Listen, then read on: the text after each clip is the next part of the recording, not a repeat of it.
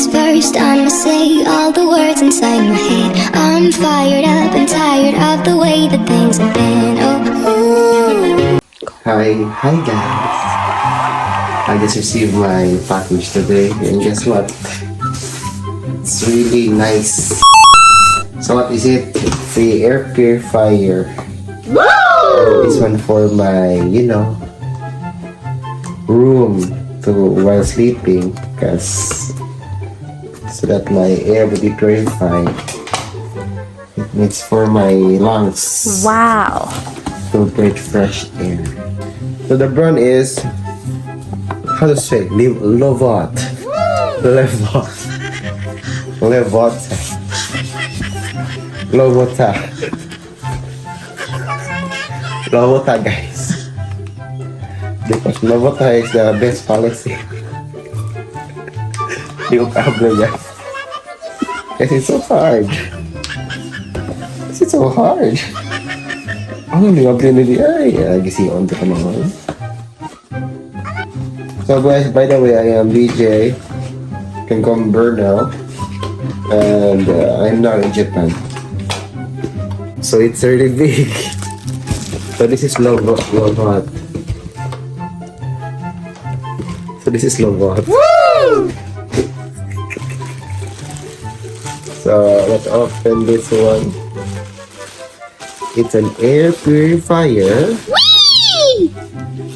And so look at this, guys. We have the functionalities. We have the on. This one, the purifier's mode. And then we have 1 and 2 and 3. Then we have also this one if you want to have fragrance. So this is scent. Thanks for my manager. How to open this one? The Levoit. Cut voice. Open. This is the Levoit. And then we have the AC/DC. We have the standard purifier. Guys, what is the difference between air diffuser and air purifier? Do you know? Comment down below. It's the diffuser is diffused with water, and it gives you the moist whenever you're having a winter or dry season in your place. While purifier means they suck up all the dust. And I'll tell you honestly, I am also allergic to dust. I have the rhinitis. So that's the thing there. So how to close this one? Here. There. So it's closed already.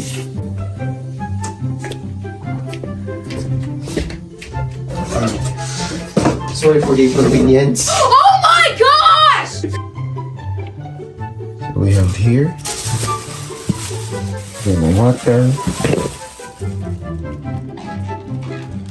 Guys, whenever you buy air purifier, you should consider the sound decibels, because maybe you cannot see. This is level 1.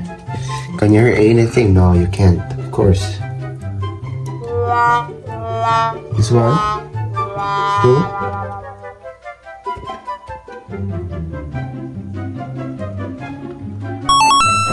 So it's like the 1, no sound. 2, there's a bit sound. 3. Woo! We have also this one. So that is the level 3 sound. That is the maximum of 25 decibels.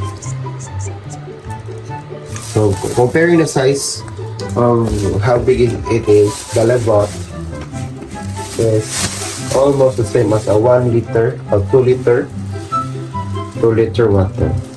So that is it. So guys, that's my review, and I guess it's affordable and you should buy it. See you in my next vlog. Bye-bye.